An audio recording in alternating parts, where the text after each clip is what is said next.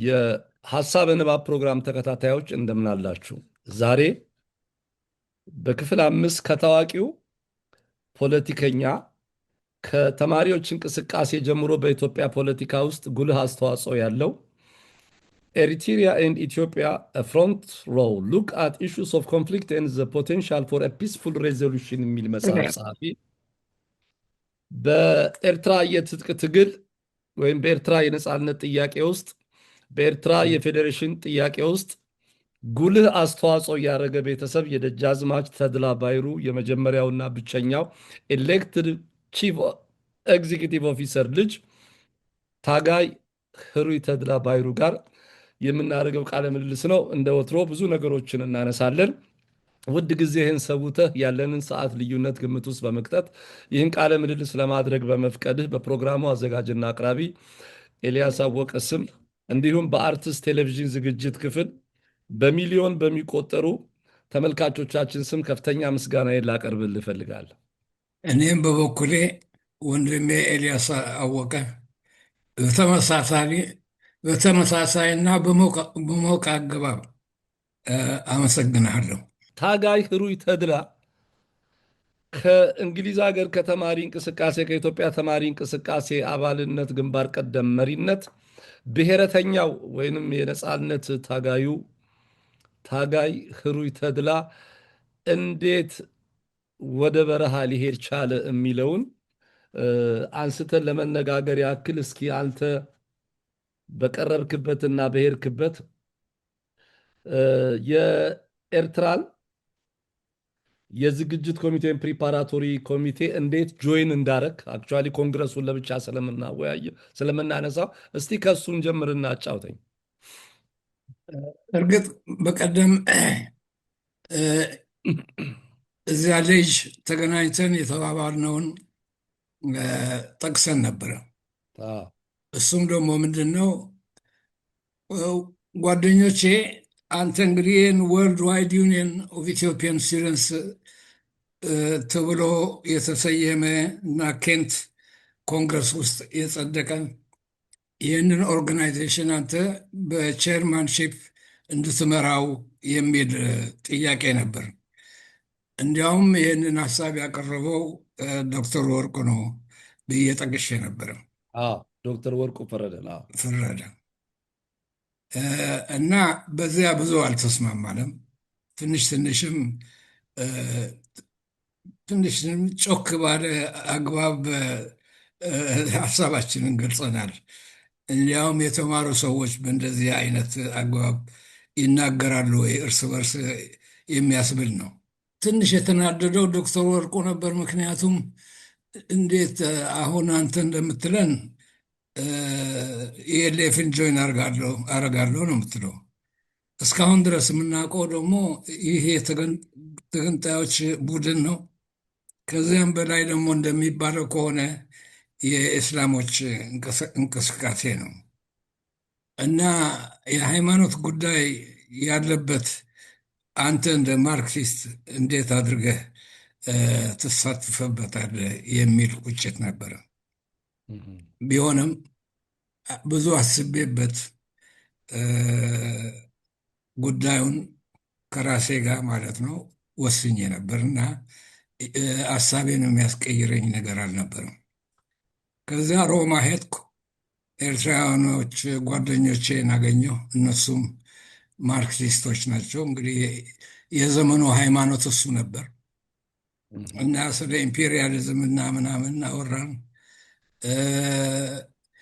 የኤርትራ ሜዳ ፕሮግሬሲቭስ የሆኑ ሰዎች እንዲገቡበት በብዛት እና አንዳንድ ኮንሰርቫቲቭ የሆኑ ሀሳቦች ካሉ ለማስቀየር ራዲካል የሆነ ሙቭመንት ያስፈልገናል ተባብለን ነው የተለያየ ነው እና ከዶክተር ያህያ ጃበር የተባለ ታላቅ ታጋይና ሜዳ ውስጥ ደግሞ የተገደለ እና የመጀመሪያው ምሁር ዶክተር እዚያ ሜዳ የተሰዋ ነው። ከዚያ በኋላ ከሮማ ወላጆቼ እዚያ ይኖራሉ የሚል ኢንፎርሜሽን ስለነበረ ነው የሄድኩት። እንዳልነበሩ ካወቅኩ በኋላ ግን ወደ ደማስቆስ ሄድኩ። እና ቻፕተሩ ዘ ሮድ ቱ ደማስቆስ ነው የሚለው። ምክንያቱም የታላቁ የጳውሎስ የደማስቆስ ጉዞ ስላስታወሰኝ ነው። ትንሽ እስቲ እንግዲህ አንዳንድ ጊዜ ሲጠቀስ ክቡር አባትህ ደጃዝማች ተድላ ባይሩ ቀድመው ጀብሃን ተቀላቅለው ነበር ይባላል። የእሳቸው መቅደም ይቀድማል ወይስ ያንተ መግባት ይቀድማል? አዎ አጋጣሚ ሆኖ ከአንድ ያንተም የኔ ወዳጅ እንበል በቴሌፎን ስናወራ ነበር እና እንግዲህ እንደሚባለው ከሆነ ኢሳያስ ከራስ አስራተ ጋር ተገናኝተዋል፣ ልዑል አስራተ ጋር ተገናኝተዋል ነው የሚባለው። የኬንት ኮንግረስ ደግሞ ያው 66 ነው። እኔ ደግሞ ልዑል ራስ ካሳ ያስጠሩኝና አባታዊ ምክር ወይም ተግሳጽ የሰጡኝ ያው እንግዲህ 66 መሆኑ ነው። እና አባቴም ሰርፕራይዝ ያደረገኝ ፋሚሊውን ሁሉ ይዞ 66 ነው እንግዲህ ለንደን የመጣው እና አይ ዋዝ ሪሊ ቴክን ባይ ሰርፕራይዝ። በዚያን ጊዜ እሱ ካይሮ ሄደና ከሼክ እድሪስ መሐመድ አደም የሃይ ካውንስል ቼርመን፣ ከዛ በፊት ደግሞ በንጉሠ ነገሥቱ ጊዜና በፌዴሬሽኑ ጊዜ የኤርትራ ፓርላማ ፕሬዚደንት የነበሩ ናቸው። እዛ ካይሮ ተገናኙና ተስማሙ። የእኔ አባት ምክትል ፕሬዚደንት እንዲሆን የኢኤልኤፍ፣ እሳቸውም ደግሞ ቼርማን የኢኤልኤፍ ነበሩ በዚያን ጊዜ እና እናጣራዋለን እንግዲህ እንደሚመስለኝ 66 ታሻማለች እና ያችን ዓመት እናጣራታለን በደንብ። አዎ ከዚያ በኋላ ግን እንዳልኩት ደማስቆስ ሄድኩ። እንግዲህ ከፕራይም ሚኒስቴር ወይም ቺፍ ኤግዜክቲቭ የኤርትራና የንጉሥ ነገሥቱ ደጃዝማች ወደ ታጋይ ተቀየረ የኔ አባት ማለት ነው። አዎ ይሄ ነው ለብዙዎች አስገራሚ የሚሆነው። አምባሳደር ዘውዴ ረታ የሚያነሱታል ለብቻ፣ የመጽሐፎቹን አስተያየቶች ለብቻ ስለምናነሳው አሁን ብዙ አንሄድበትም። ለትግል ጀብሃን ወይም ኤልኤፍን ለመቀላቀል በምክትል ፕሬዚዳንትነት ደረጃ ክቡር አባት ደጃዝማች ተድላ ባይሩ ይቀድሙህ ነበር ማለት ነው? እኔ ከዩኒቨርሲቲ ስለጀመርኩ እንዳወራነው እኔ እናንተ ቀደም ብለን ከማህበር ሸውዓተ ጀምሮ እንደሚመስለኝ እስካሁን ድረስ ኤቪደንስ እስካገኝ ድረስ እኔ ቀደም ነበር ባይ ነኝ። በረሃ ለመግባት ነው የምልህ። በእንቅስቃሴማ አንተ ትቀድማለህ። አዎ በረሃ ግን እርግጥ 63 66 ቫይስ ፕሬዚደንት ስለሆነ የኢኤልኤፍ ቀደመኝ ለማለት እችላለሁ። እንግዲህ አንድ ነገር አለ ብዙዎች የሚያነሱት እዚህም መጽሐፍ ላይ ስመለከት 98 ወይ 99 በመቶ ገደማ አብረህ ሱዳንም በኮንግረስም በምን የምታገናኛቸው ሰዎች ኢቭን ደማስቀስም ሞስት ኦፍ ዘም የእስልምና ሃይማኖት ተከታዮች ናቸው። እና ጀብሃም ይፈረጅ የነበረው ያው በአረብ የሚረዳ የእስልምና ሃይማኖት ተጽዕኖ ያለው። እንዲያውም ዳማስከስ የፓለስቲንያን ኦፊስ ተወካይ ጋር ስትነጋገሩ በአንድ ኢትዮጵያዊ፣ አፍሪካዊ ወይ ኤርትራዊ ወኔ የምትመልስለት ነገር አለ ደስ የሚለኝ።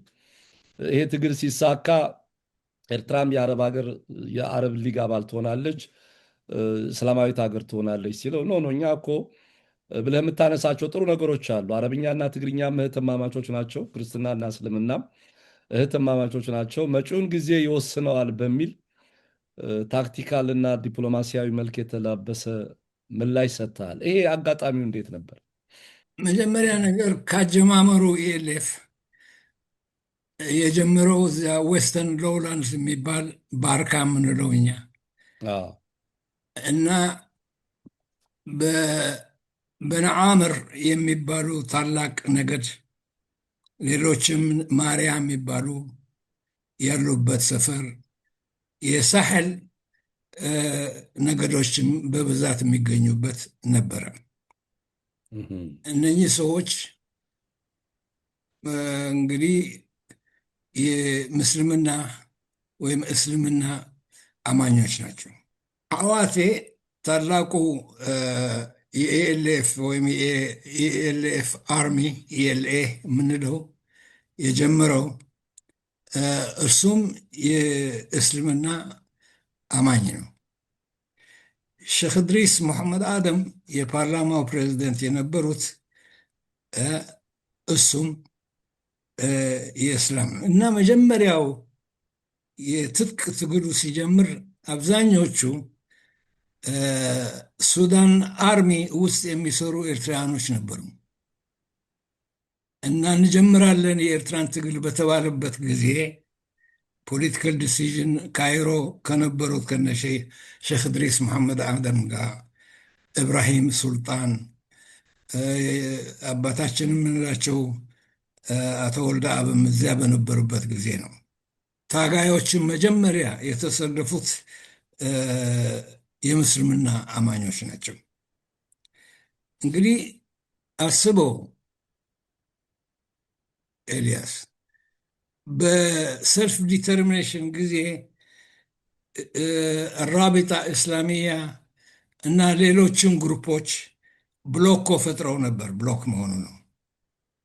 እና እነኚህ ሰዎች እ፣ ማሕበር ፍቅሪ ሀገርን ብቻ ሳይሆን ሕብረት የምትባለዋ ክቡር አባቴ የሚመራት ፓርቲ ሕብረት ዩኒየን ከኢትዮጵያ ጋር ስለሚሉ በሁለቱ ውስጥ የነበረው ኮንትራዲክሽን ጥላቻ እንኳን አይደለውም፣ ግን ምረር ያለ ስሜት እንደነበረ ማስታወስ ይገባናል ይመስለኛል። እና ብዙዎቹ ደግሞ ትግርኛ ተናጋሪዎቹ ኦልሬዲ እዚያ ኢትዮጵያን ሶሳይቲ ኢንቴግሬትድ የሆኑ ነበር እና መተማመን አልነበረም ለማለት ትችላለህ። እርግጥ ነበሩ ታላላቅ ጀግኖች እ፣ የእስልምና እስላሞች ይብዙበት አይብዙበት ትልቅ ጥያቄ አይደለም ብሎ የተሰለፉ ነበሩ። ግን አብዛኛው እንትን ትንሽ ቆጠብ ይል ነበር ትግርኛ ተናጋሪ። አንድ ወዳጄ አንድ ነገር ጽፎልኝ ነበር። ዶክተር ሰለሞን አሊ መሐመድ ይባላል። ዶክተር ሰለሞን አሊ መሐመድ ልክ የጻፈውን ቀጥታ ላንብብልን። ኤልያስ አወቀ ታንክስ ብሮ ሎንግ ታይም አይ ኦፍን ዋች ዩር ኢንተርቪውስ ዊዝ አለማንተ ኤንድ ተድላ ባይሩስ ሰን ዊሽ ዩ ቱ አስክ ዘ ላተር አባውት ዘሃወቲስ as I once told you my dad Tahir Muhammad from Azmara and Karen worked with Tadla Bayro. Tahir also was staff at the official labore in the 50s before moving forward forever to Nakamte in 55-56 ይላል። ዶክተር ሰለሞን አሊ የእንድሪስ አወቴ ወንድም ልጅ ነው እና አብሮ ይሰራ ነበር ከአንተ ጋር ይላል። ጠይቅልኝ ስላለኝ ነው። ጣሂር መሐመድ የሚባል ጣሂር መሐመድ አብሮ ከኔ ጋር ወይስ ከአንተ ጋር? አዎ፣ ስሙ ትዝ አይለኝም ካለ ግን መሆን አለበት። እንድሪስ አወቴ አጎቱ ነው ለዶክተር ሰለሞን አሊ። ታላቁ መሪያችን እድሪስ አዋተ ነው የሚባለው። አዋት አዎ። ከዛ የእሱ አባት ስሙን ለውጠው ሄደው ነቀምቴ ከዛ አካባቢ ሰው አግብተው እስከ ብዙ ጊዜ ድረስ ኤርትራዊነታቸው ሳይታወቅ እዛ ራሳቸውን ደብቀው ኖረው ነበር። እና ይሄን አጫውቶኝ ስለነበር ነው እንደው ይሄንን ጥያቄ ጠይቅልኝ ስላለኝ ፕሮግራሙንም አይቶ ተከታትሎ አባቱም ከአንተ ጋር መስሎት ያው በመስራታቸው ተጨማሪ ታሪካዊ መረጃ እና ማስረጃ ለማግኘት አስቦ የቀረበ። በጣም አመሰግናለሁ። ሰላምታዬን ደግሞ አቀርብለታለሁ። ዶክተር ሰለሞን አሊ ይባላል። አዎ፣ ምክንያቱም ሰሎሞን የክርስትና ስም ነው። እኔ እንደሚመስለኝ ነቀምቴ ከሄደ የመካነ ኢየሱስ ተከታይ ሳይሆን አይቀርም እላለሁ። አዎ ያው አባቱም ኤርትራዊ ነው። በአባቱ ያው እንግዲህ የእንድሪስ አወቴ እኮ የአቆርዳት ሰዎች ናቸው። አቆርዳት ናቸው። አዎ፣ ያው እንግዲህ ዶክተር ሰለሞን አሊ ጥያቄህን ወዳጄ አቅርብ ያለው ያው ለሚመለከተው ፍሮም ዘ ሆርስስ ማውዝ ነው። በጣም አመሰግናለሁ ሰሎሞን አሊ። እሺ እና ወደ ቀጣይ እስልምና የመጀመሪያ እንግዲህ የአመፁን ጥይት የተኮሰው እንድሪስ አዋቴ ነው። ከዛ በኋላ ይህንን የነፃነት ጥያቄ ለማንቀሳቀስ የኤርትራን ነፃ መውጣት ከኢትዮጵያ መገንጠል የሚያራምዱት እነሱ ነበሩ። ይሄ ኤርትራን አረባይዝ ከማድረግ ኤርትራን ሰላማዊዝ ከማድረግ የአረብ ሀገር ተጽዕኖ ጋር ይካሄዳል ወይንስ የእውነት የኢንዲፔንደንስ ጥያቄ ነው? የመበደል የመጨቆን ማርጂናላይዝ የመሆን ጥያቄ ነበር በአንተ አስተያየት? በእኔ አስተያየት የኤርትራ ኮንስቲቱሽን ብዙ ሰዎች እዚህ ይሳሳታሉ። በተለይ የኢፒኤልኤፍ ተከታዮች። ምክንያቱም ይህንን ሁሉ ጊዜ ብሔራዊ እንቅስቃሴ ነበር ወይስ ፖለቲካል ናሽናሊዝም ነበር? አንተም እየቆየ አንዳንድ ጊዜ ይችን ጥያቄ እጠይቃለሁ እንግዲህ ታነሳለኛል። እጠይቃለሁ። እና ዋን ኦፍ ዘ ፋንዳሜንታልስ ጣሊያን እንግዲህ ኮሎኒያል ስቴት ሆነች። እንደ ጊፍት መሆኑ ነው ከጣሊያኖች። ኤርትራውያኖች እዛ ውጊያቸው ምናምኑ ይግባቡ ስለነበሩ አስከሮች የጣሊያን ስለነበሩ እና ኤርትራውያኖችን አዘ ኮሎኒያል ስቴት ነበር የሚወስዳት ኤርትራ። ኤርትራውያኖቹም ኦፍኮርስ ኢታሊያን ሲቲዘንስ አልነበሩም። ኢታሊያን ኮሎኒ ነው ኮሎኒ ነው። ግን የኤርትራ ኮሎኒ ያቺ ኮሎኒ ሲቲዘንስ ግን ይባሉ ነበር። ኢት ዋዝ ሳም ካይንድ ኦፍ አፕግሬዲንግ አፕግሬዲንግ መሆኑ ዶሮን ሲያታድሏት አይነት ነገር ነች። እና እንግዲህ ፌዴሬሽኑ በዚች በኤርትራ ውስጥና ላይ ነው የተመሰረተው። ኦፍ አ ፎርመር ኮሎኒያል ስቴት ኦፍ አ ፎርመር ሲቲዘንሺፕ ኮሎኒያል ሲቲዘንሺፕ ኮልድ ኤሪትሪያ እና ኤርትሪያን ሲቲዘንሺፕ የሚባል ነገር ተነሳ። አመራረጡ ደግሞ ከኢንዲጂነስ ኤርትራውያኖች ተብለው ኢንዲጂነስ እዚህ ስትጠቀምበት እንደ የአውስትራሊያን አቦሪጂኒዝ ማለት አይደለም፣ ግን የኤርትራ ተወላጆች ለማለት ያህል ነው። እና ኮንስቲቱሽኑ በኤርትራውያኖች ነው የተጻፈው። እና ይህ ኮንስቲቱሽን የሚለው ብዙዎቹ የኤርትራ ፎርማል ላንጉጅ አረብኛና ትግርኛ ብቻ መሆን አለበት ይሉ ነበር። ግማሹ ደግሞ ምን ይላል? የለም አረብኛ አረብ አይደለንም፣ የአረብ ቋንቋ እንዴት አድርጎ ወርኪንግ ላንጉጅ ይሆናል ብሎ ይቃወሙ ነበር። እና በዚች አርእስት አባቴና አያቴ ይለያዩ ነበር። አያቴ የትግሬ መሆን አለበት አለ። ትግሬ ማለት እዚያ ኤርትራ ውስጥ የሚነገር ግዕዝ እንደማለት ነው። የከረን ቋንቋ ነው። የከረንና የመታሕት ሎውለንስ፣ የእኛም ሰፈር ካርነሽ የሚባለው ትግርኛና ትግሬ ነው የምንናገረው። አሁን እንኳን እየጠፋ ሄደዋል። ሁሉም ትግርኛ እየሆነ ሄደ መሰለኝ። እና ስለዚህ ለኤርትራውያኖች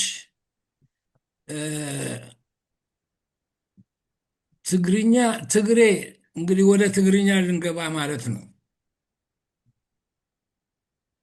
ስለዚህ ቢያንስ ሙስሊሞችን የምታገናኘው የአረብኛ ቋንቋ ነች። ስለዚህ እናንተ ወንድሞቻችን ይህችን ነገር አድሜት አድርጉልን ኢፍ ዊ አር ጎይንግ ቱ ቢ ኤ ኔሽን ተባለና እንግዲህ ሁሉም የብሎኮ ተቀበሉ።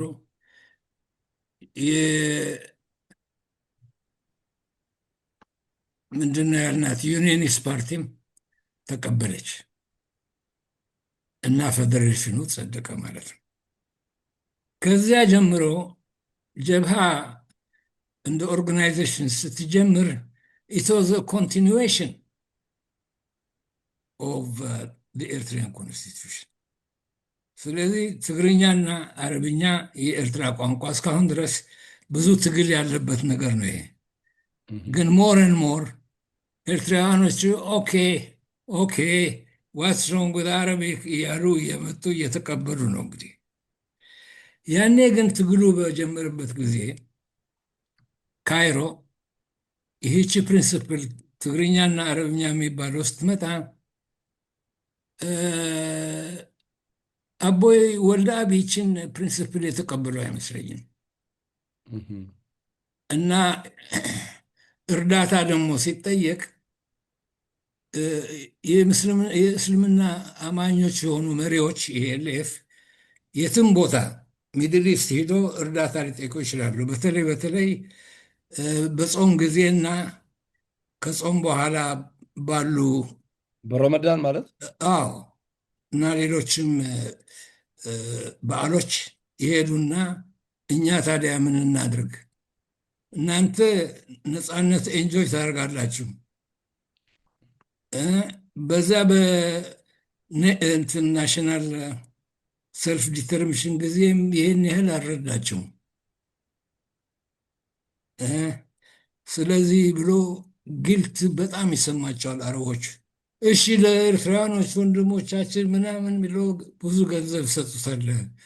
ወንድማችን ሳሌሕ ሰቤና ለሼክ ድሬስ መሐመድ እና ለብዙ ጊዜ አቦይ ወልደአብ የኤልኤፍ እንትን አልተሳተፉ። የፖለቲካው ማካሄድ እንደሚያስታውቀው ኤርትራን አረባዊ አገር ከማድረግ የእስልምና አገር ከማድረግ ጋር አብሮ መሄድ አለ። ለምሳሌ በባስ ፓርቲ ውስጥ ኢራቅ ውስጥ የኤልኤፍ እንደ አንድ ክፍል እንዲኖረው ደማስቀስ ውስጥ የነበረው ነገር አጠቃላይ በሙሉ በአንድ ወቅት እንዲያውም እርስ በርስ ውጊያው ነገር ሲፈጠር በዚህ በፋክሽኖቹ በኩል በተፈጠረ ችግር እንዲህ የእርዳታ ማስተጓጎል ተጀመረ እንጂ በብዙ አቅጣጫ ቀጥታ አንዲት አረባዊት የነበረች ሀገር ሂስቶሪካሊ ጂኦግራፊካሊም የሚድል ኢስት ሜምበር ተደርጋ የምትወሰድ ሀገር ተደርጋ ሲሳል የአረቦች ለየት ያለ ኢንትረስት አለ ብለው የሚተቹ ወገኖች አሉ። እዚህም መጽሐፍ ላይ በዚህ መልክ ባትሄድበትም እንደመነሻ አለ። እስቲ ይሄን ለምሳሌ አሁን የባዝ ፓርቲ አንድ ቅርንጫፍ ሊሆን የሚችልበት ከፓለስታይን ጋር እዛ ቁጭ ብሎ ይሄን ነገር ሊያደርግ የሚችልበት አንተም እንደመለስከው ቅድም እነዚህ ነገሮች ልዩነታቸው ወዴት ወሰደ? በዛ ላይ ማርክሲስት ፓርቲ ደግሞ አለ። እሱንም አብረን እንድትመልስልኝ ነው። የኤርትራ ሊበሬሽን ፓርቲ ማለት ሌበር ፓርቲ ኤልፒ የማርክሲስት ኦርጋናይዜሽን ነው። አንተም ያው ትንሽ ሃርድ ላይነር ማርክሲስት ነበርክና በማርክሲዝም ውስጥ ይሄንን አይነት ነገሮችን እንዴት አድርጎ መግለጽ እንደሚቻል እና የነበሩትን ልዩነትና አንድነት እስቲ ገለጽልኝ። እርግጥ ሰፊ ጥያቄ ነው፣ ግን እስቲ አብረን እንሞክር። እሺ፣ እንግዲህ ይሄ ማርክሲዝም እዚያ መጀመሪያ ለእኛ ትግርኛ ተናጋሪዎች እዚያ አዲስ አበባ በተለይም በኋላ ኃይለ ሥላሴ ዩኒቨርሲቲ ተብሎ የተጠሩት 3-4 የሚሆኑ ኮሌጆች የተጀመረ ነገር ነው እና በእውነቱ ተፈትፍቶ እንደቀረበ ምግብ ሁላችንም ነገሩ ሳይገባን እንዴት እንደተዘጋጀ ሳናቅ እንዴት ይጥማል ይሄ ነገር፣ ብዙ ችግሮች ከብዙ ችግሮች ከሀሳብም ሳይቀር ያድነናል በማለት በቀደም እንዳልኩ ልክ እንደ ዳዊት እንደግመው ጀመር። ምን ያህል ይገባ እንደነበር ግን ሌላ ጥያቄ ነው። ሪዛልቱን አሁን አሴስ ስናድርገው ብዙ ማለት ብዙ አላሰብንበትም ነበር ማለት ነው። እንግዲህ ሪዛልቱ ስናየው ከምቾቱ ሞቱ እየበዛ ሄደ። እስካሁንም ይቀጥላል። የምንጠቀመው ቋንቋም እስካሁን ድረስ እሱ ነው እና እንግዲህ ኤርትራ ውስጥ ማርክሲዝም ሲመጣ ከአዲስ አበባ የመጣ ነው። የአዲስ አበባን ዝንባሌ ይዘን የመጣ ነው።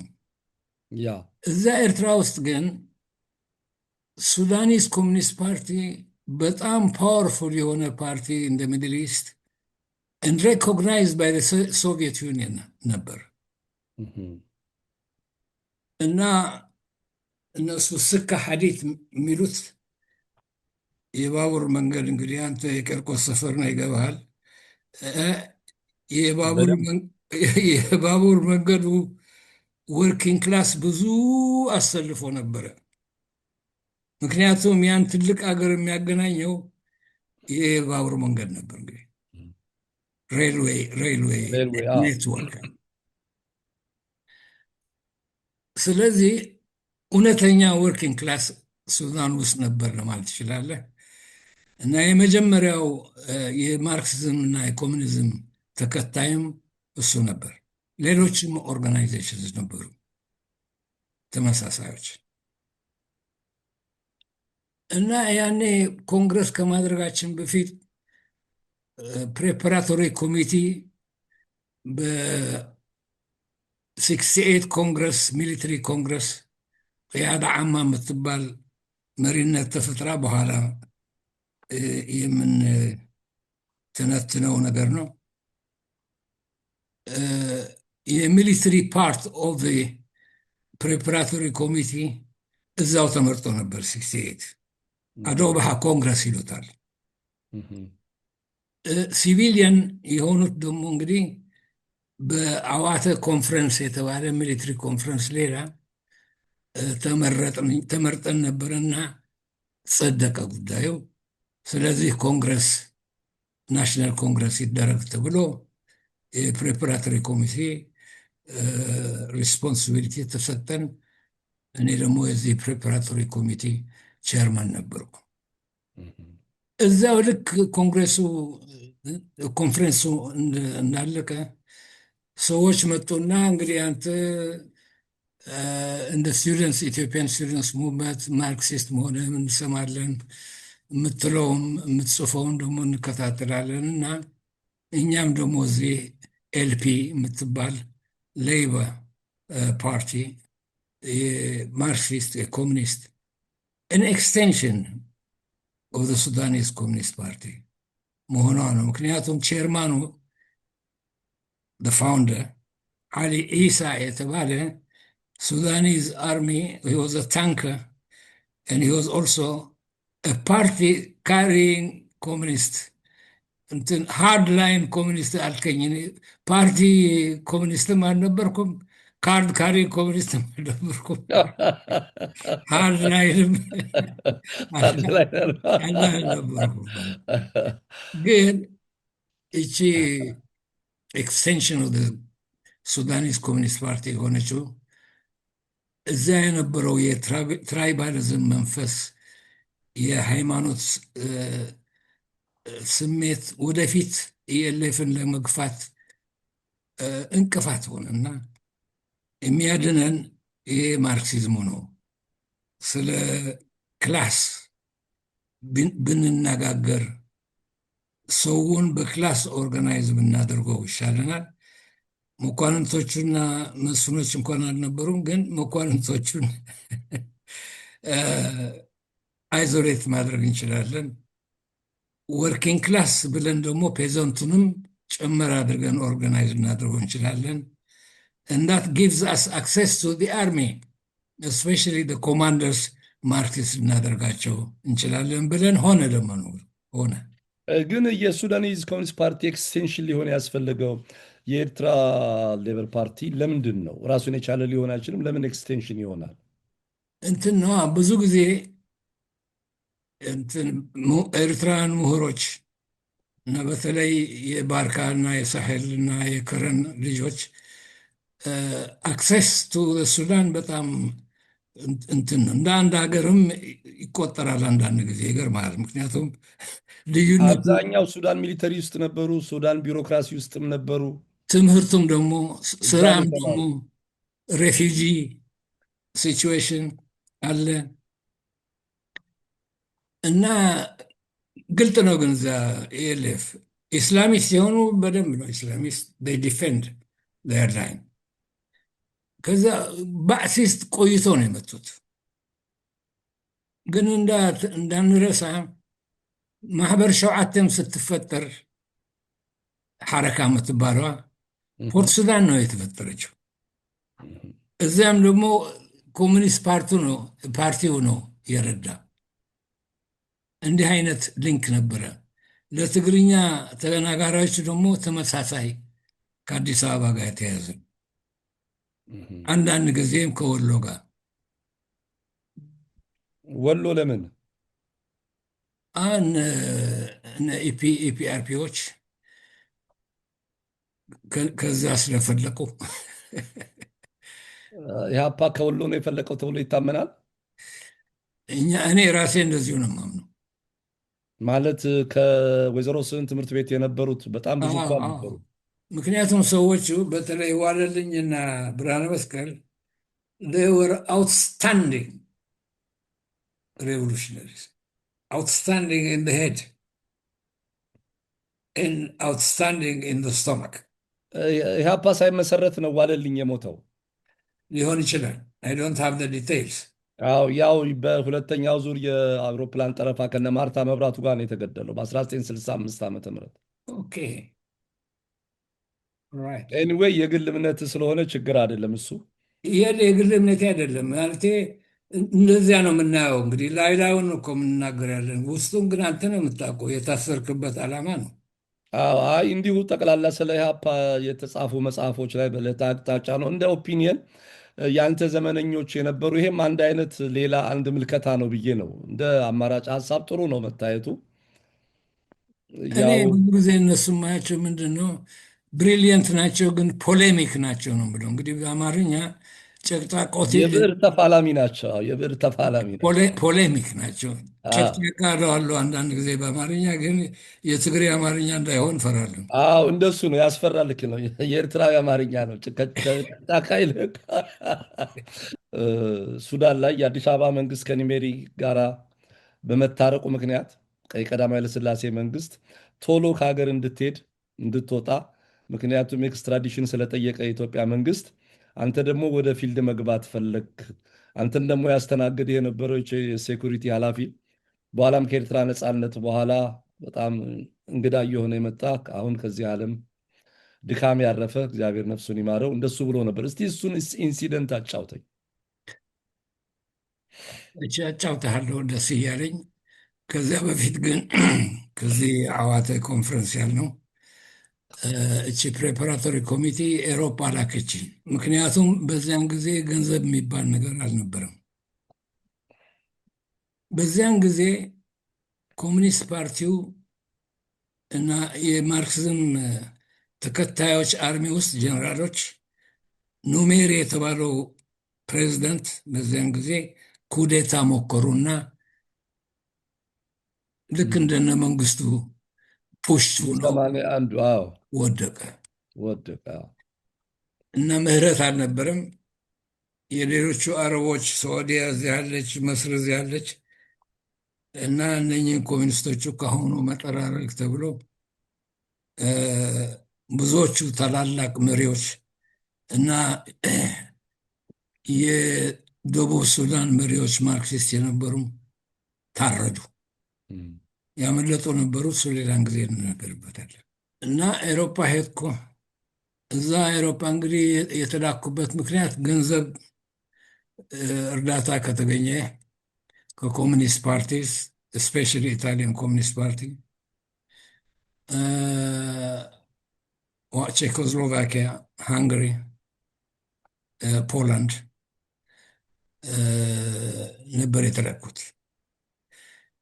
ኤርትራውያኖች ደግሞ በተለይ የትግርኛ ተናጋሪዎች ይህ የእስላም ኦርጋናይዜሽን ነው ብለው የሚያምኑ ብዙዎች እነሱን እያገኙ ልክ እናንተ ወይም እኛ ሃይማኖታችን እንደምንወድ ኢስላሞቹ ሃይማኖታቸውን ይወዳሉ። ሰዋት ማለቴ ኤርትራን ከመውደድ ይከለክላቸዋል እንዴ? እነሱም ካልከለከለ ለምን እናንተን ይከለክላቸዋል? Or you are admitting that if the Eritrean revolution succeeds, that the Muslims will be dominant and that you will be a substratum of Mhm. this dominance. የኔ አፕሮች እንዲህ ነበር። Mhm. ማለትም ኧረ ማን ይፈራል እንዲሉኝ ነው የምፈልገው።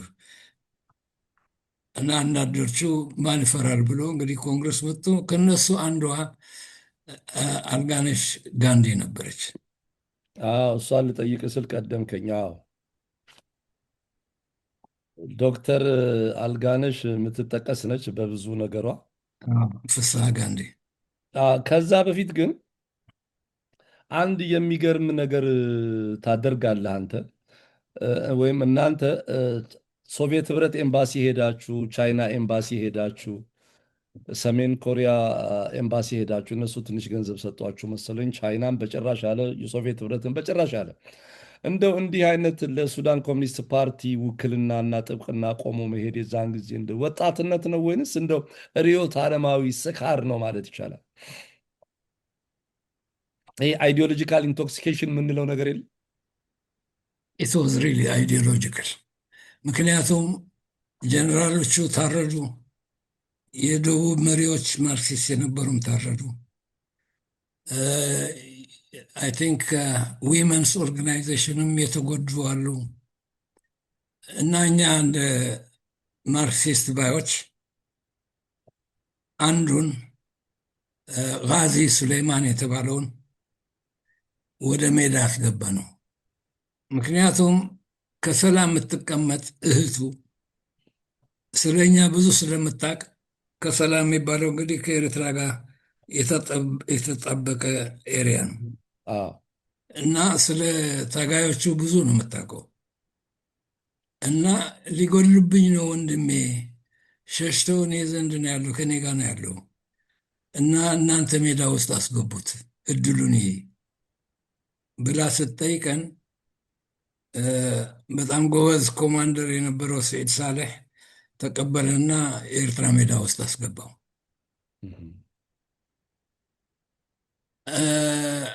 የእሱ ወንድም የፔትሮሊየም ሚኒስተር ነበር። ሁሉ ጊዜ መንግስት ቢቀየርም ባይቀየርም የፔትሮሊየም ሚኒስተር እሱ ነው የሚሆነው። ኤክስፐርት የተለየ ነገር ነበረው። ኤክስፐርት ነው መሆን አለበት። ደግሞ የእሱ ትራይብ ጃዕሊያ ይባላሉ። በጣም አገሪቷን ዶሚኔት የሚያደርጉ እንትን ናቸው። ሙሸለኽ ናቸው። 6 መስመር ፊታቸው እንደ ፓስፖርት እንደ ፓስፖርት ነው እንግዲህ ያስታውቃሉ። ሌሎቹም ከነሱ አነስ ያሉ በዚህ ክሮስ ደግሞ አላቸው። እነሱም ፓወርፉል ናቸው። ግን እንደ ጃዕሊያ ፓወርፉል የሚያደርጋቸው ደግሞ የኒሉን 2 ሳይድስ ዶሚኔት ስለሚያደርጉት እና እንትንም የገንዘብም አቅም ነበራቸው። የሚታረሱ መሬቶች ብዙዎቹን እነሱ ይዘውት ነበር እና አስገባ ነው ሜዳ። ወንድሙ ደግሞ ምን አለኛ፣ አንተ አሁን ከኛ ጋር ተዋጋችን፣ ግን ሂድና እጅህን አቁርደት ስጥ። አንድ ሱዳን እጁን የሰጠ ከኩዴታ ከኑሜሪ ሸሽቶ የመጣ ተብሎ አስመራ ወሰዱት በሄሊኮፕተር። በኋላ ወንድሙ ከኢትዮጵያ ሚኒስትሮች ኮሊግስ ኮንታክት አደረገና ወንድሜ ልውሰድ ብሎ አዳን ወሰደው። በዚያን ጊዜ ነው እንግዲህ የእሱን ሁኔታ ሳናቅ የአይዲዮሎጂ ወንድሞች ናቸው ብለን ሶቪየት ብንሄድ ፍጹም ኢትስ ኖት ማርክሲዝም ዳት ወርክስ ኢትስ ሳምቲንግ ኤልስ ኢን ኢንተርናሽናል ሪሌሽንስ። አሁን አንገባበትም። ቻይናም ደግሞ እንደዚሁ ነው። the party may be communist but the state also may be communist, but it lives in a world which is a mixed world. ስለዚህ ለአንድ ሰው ስንል ሪስክ አንወስድ ነው እኮ የተባልነው። ሪስክ አንወስድም ብለው ነው የሸኟችሁ? አዎ። ኮሪያኖቹ ግን ራዲካል ነንባዮች ነበሩ። ኪም ኢል ሱንግ ነበር መሰለኝ በዚያን ጊዜ። እሺ the state cannot help, especially individual comrades, but the state can make a contribution to you, the Eritrean fighters, and it's up to you how to use this money. ነበር የእነሱ አፕሮች። በተወሰነች ነገር ደጎሟችሁ፣ ሰጧችሁ ትንሽ ገንዘብ። አዎ። ስለዚህ ሁሉም ኮሚኒስት አይረቡም እንዳትሉን መሆኑ ነው ነገር። ሶሊዳሪቲ አሳይተናል እንደማለት ነው። አሳይተናል መሆኑ ነው። ሌላ ይኸውልህ በጣም እዚህ 108 ላይ በጣም ኢንትረስት ያደረገኝ ነገር ዶክተር አልጋነሽ ፍስሐ ወይም ጋንዲ it is appropriate at this stage to project the profile of Alganesh and her future work. I first met Alganesh in Rome in 1971 during my efforts to look educated Eritreans to participate in FENC. I was overpowered by her quiet dignity and classical beauty, yet it is the aura of her intellect and that defines her personality. My life and Alganesh's life have been intertwined from the first encounter until it was formalized in marriage after the independence ይላል። እንዴት ጋንዲ ተባለች? እንዴት ይሄ ጓዳዊ አመለካከትና ድርጅታዊ እንዴት ከጓዲት ወደ ፍቅረኝት ተለውጣ ወደ ትዳር ሄደ የሚለውን ነገር እስኪ ያጫውተን። ይሄ በጣም ኢንትረስቲንግ ነው። እንትን ነው አባቷ ነበር ጋንዲ የሚባለው እና ሁሉ ጊዜ የፖለቲካ ፓርቲም አባል ነበር። እንዲያውም ከመሪዎቹ አንዱ ነበር። ስሙ ደግሞ ፍስሐ ጋንዲ ይባላል። ጋንዲ ቅጽል ስም ነው ወይም የትግል ስም ነው?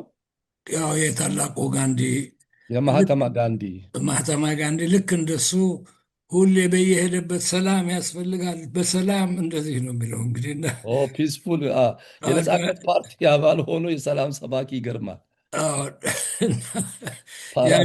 ያቺ ስም እንደ ቅጽል ስም ሆነች እና ሁሉ ኤርትራዊ ያውቃታለች። እንግዲህ አልጋነሽ ጋር መጀመሪያ ፈልገህ እንዴት አገኘሃት? አጋጣሚ ኤርትራውያኖችን ስብሰባ እያደረግኩ ነበር መሄደው እዚያ እንደተባለው እንግዲህ ያስፈልጉን ነበር ትግርኛ ተናጋሪ ምሁራን የሆኑ እና ሁል ጊዜ የእስላም የክርስቲያን ጉዳይ የማያነሱ የኤርትራን ጉዳይና የፖለቲካ ጥያቄዎች የሚያነሱ የሚል ኢንስትራክሽን ስለተሰጠኝ እንዳልኩ ቼኮስሎቫኪያ፣ ሃንገሪ፣ ፖላንድ፣ ኢጣሊያ ቢግ ኮሚኒስት ፓርቲ ኦፍ ኢትሊ እነሱም ደግሞ ምንድን ነው የምላቸው እናንተ ወርኪንግ ክላስ የተባላችሁ ይህን ያህል ዓመት ኮሎኒያል ስትሆን እንደ ወርኪንግ ክላስ እንኳን ኤርትራውያኖች ወርኪንግ ክላስ ኦርጋናይዘር ሜድ ደም ፊል ጊልቲ ኩክሊ አንድ መጽሐፍ ጻፉ። ጥሩ ጥያቄ ነበር። ልክ ነው። አዎ እና ዊ ሜድ ደም ፊል ጊልቲ። እሺ እንግዲህ አሁን አለን ይሉን ትንሽም ብትሆን እንትን አምጡ ያመጣሉ። ትንሽ አፕሮች ነች፣ ግን ትንሽ ትረዳ ነበር እና እዚያ ነው የተዋወቅ ነው። እዚያ ደግሞ ያኔ ፒኤልኤፍ አልነበረችም። ቲፒኤልኤፍም አሳች ቲፒኤልኤፍ የዑስማን ሰቦ ኦርጋናይዜሽንም ገና እንትን ትልቅ ኦርጋናይዜሽን አልሆነም፣ ግን ሬፕሬዘንታቲቭስ ነበሩ እና የእነሱን ሰዎች ነው የወሰድንባቸው። በዚያን ጊዜ አልጋነሽም ያን ጊዜ ነው የተወሰደችው። የተለየ ኳሊቲ ያየህባት ነገር ምንድን ነው? ፐርሰናሊቲዋ ነው? ኢንቴሌክቹዋል ካፓሲቲዋ ነው? ኮሚትመንቷ ምን ነበር?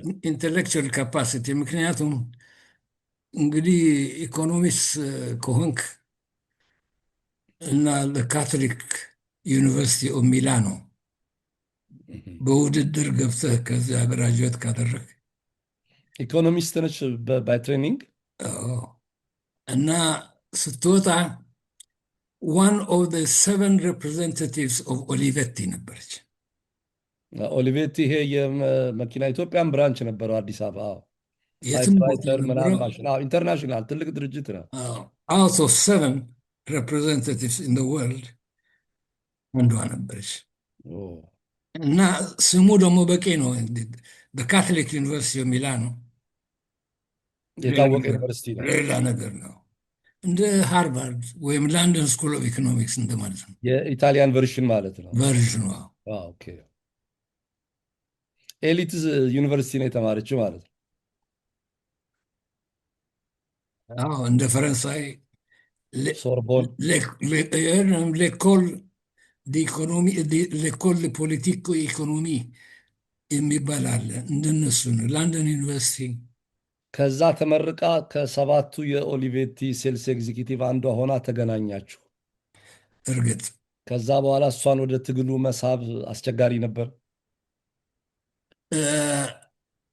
አንዱ አድማየር የማደርገው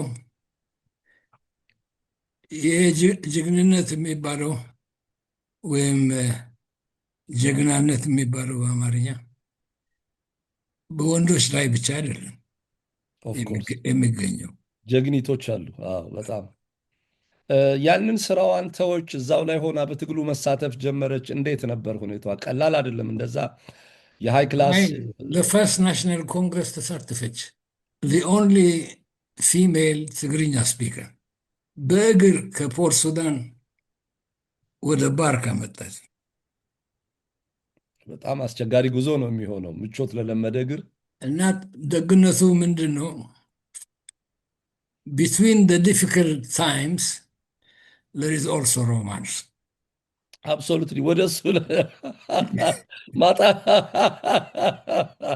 ማጣፈጫው እሱ ነው።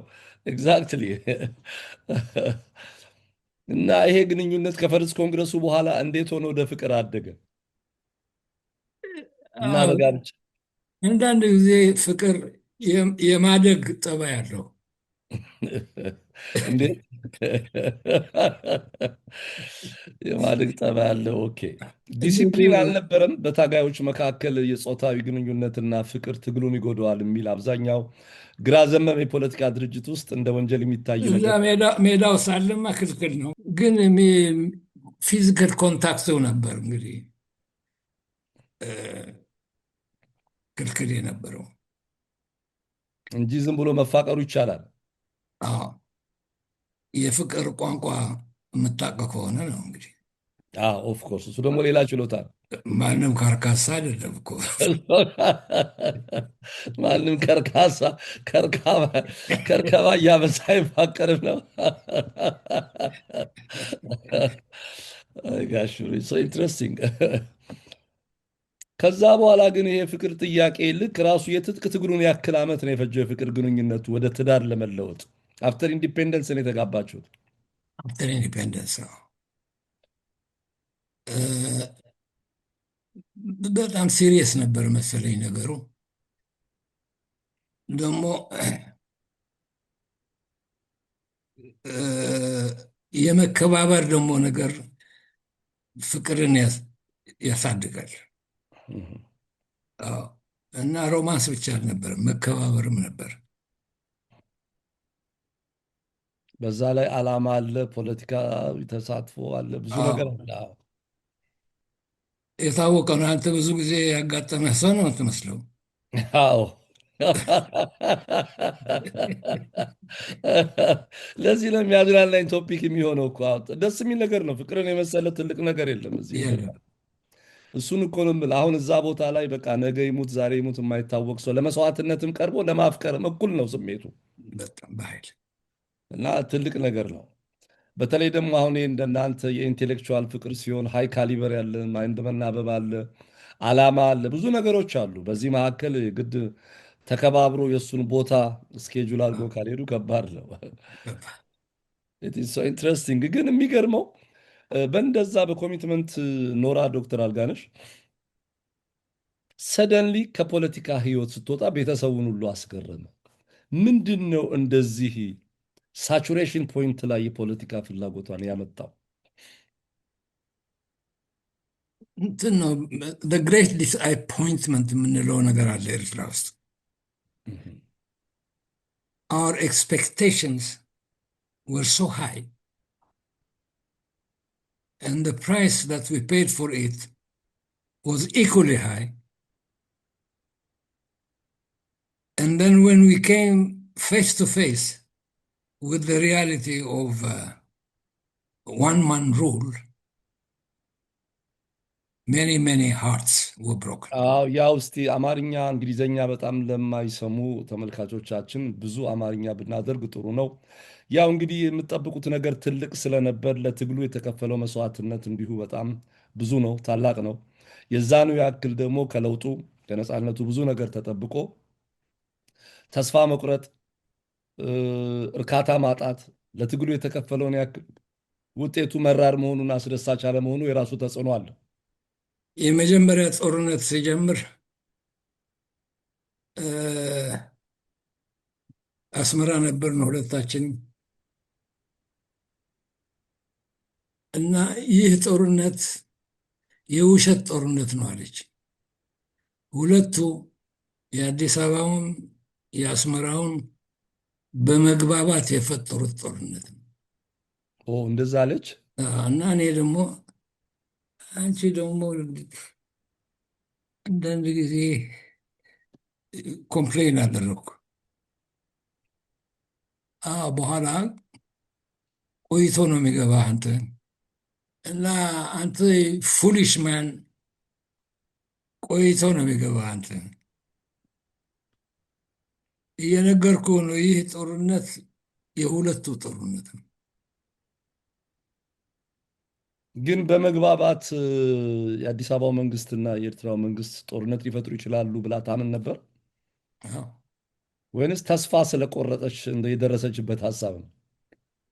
ቅድም ስትተረጉም ተስፋ መቁረጥ የሚባል ነገር ጠቅሰህ ነበር። ስትፈጠርም ሳትፈጠርም ተስፋ መቁረጥ የማታውቅ ሴት ነች። ከመወለዷ በፊትም በኋላ በጣም የተለየ ነው። ይሄ ደግሞ ማጂካል ነው። ግን ታዲያ ወደዚህ ያደረሳት ነገር እምነት ማጣት በምን እንግለጻት? ያልጋነሽን አባ አብዛኛውን ኤርትራዊ ታጋይ ያጋጠመው ይሄ ነው። ስትራግል ትግሉ በጣም ከባድ የሆኑ ጥያቄ ዲማንድ ነበረው በሰው ላይ ብዙ ሞት ነበር። ወደ 90,000 ገደማ ይገመታል። ብዙ ሰዎች ደግሞ አካለ ጎዶሎ ሆነዋል። የጦር ጉዳተኛ ሆነዋል። አካለ ጎዶሎ ሆነዋል። እና ኦል ኦፍ ሳደን ፈርስት ፊው ማንትስ የመጀመሪያ 3-4 ወሮች ይሆናሉ፣ አሁን ትዝ አይለኝም። ሰዎች ተጋዮች እንደ ኩሬታ አይነት ሞክሮ እሺ ምንም አይደለም ብሎ እዛ ሬቮሉሽን እንትን ቦታ አለ፣ ስፒች አደረገላቸው። እንግዲህ ተጫወተባቸው ማለት ነው። ትንሽ ቆይቶ እድሉን ሲያገኝ አሰራቸው። ትንሽ ቆይቶ ደግሞ አካለ ስንኩሎች ዴሞንስትሬት ሲያደርጉ ከቦታቸው ወደ አስመራ ሲመጡ የእሱ ሰዎች ሄዱና በገደል እንኳን ምንድነው እንትን እየገፉ ጣሏቸው፣ ሞቱ። ግማሾቹ ደግሞ ተረሸኑ። ይህንን አየ ሰው what's happening here ደነገጠ። what's happening አስደነጋጭም እርምጃ ነው በወቅቱ እና እንዴ ብሎ እየፈራ ግን የማይታሰቡ ሀሳቦች ወደፊት ያስቀድም ነበር ጀመር። ኢሳያስም አስመራ ከተማ ጓደኞች አሉት፣ ጥሩ ነገር ነው የሚያስቡት። እንዲያውም አንድ ያታለላቸው ነገር ከሆነ ምንድነው በጣም ሂውመር ያለው ሰው ስለሆነ ሊሆን ይችላል፣ ግን አረራቸው። ሂውመረስ ነው። ሂውመር አለው ኢሳያስ አቶ ፐርሰን ለብል አዘ ፐርሰናል ሌቭል። አዎ የአስመራ ልጅ ነው እኮ ታዲያ። ታዲያ እንደው ይሄ ጭካኔ ጓዶቹ ላይ በዚህ ጭካኔ ማረድ ጥያቄው ይሄ ነው። ብዙ ጊዜ አሁን ኢንተርቪስት አድርገኝ አስባለሁ። አሁን ኤልያስ የቄርቆስ ልጅ ሜዳ ቢገባና ጀነራል ቢያደርጉት ምን ያደርግ? የቂርቆስ ልጅ ብቻ ሳይሆን የቂርቆስ ልዑል እንጂ ልዑል አለ ፕሪንስ ቄርቆስ እና በጣም የሚያሳዝን ነገር ነው። እና እኔ ማመን አቃተኝ። ናይዝ እንዲሆነ እንዲህ ያደርገ ሲሉኝ ታጋይ ህሩይ ተድላ በሚል እየተካው ውድ ጊዜህን ሰውተህ እንዲህ አይነት በጣም ሲሪየስ የሆነ ፖለቲካ ውይይት ነው። ኢን ዘ ሚን ታይም አንተም ሂውመር ስለምታውቅ በጣም ብዙ ጊዜ ከተመልካቾች የማገኘው ኮምፕሊመንት እሱን ነው። በጣም ጨዋታ ያውቃል። እንዲያውም አንተ አታቋርጠው ይላሉ አንዳንዱ። የሁለት አራዶች ወግ ይላሉ። እንግዲህ ያው አንተ በአራድነት ትበልጠኛለህ። ያው እንግዲህ አስመራም አለ፣ አዲስ አበባም አለ፣ ውቤ በረሃው አለ፣ ለንደን አለ፣ ስቶክሆልም አለ፣ ሁሉ ቦታ ያለ ነገር ነው።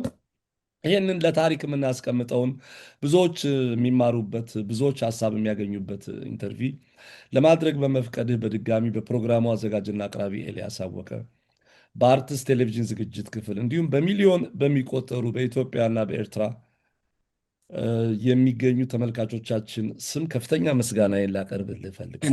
እኔም ከፍተኛ ምስጋናዬን አቀርባለሁ። ለመረጥክልኝ ቃሎት በጣም በጣም ነው የማመሰግነው። ለእኔ ክብር ይሰማኛል። ደስታውም ክብሩም ለእኔ ነው። በኃይልን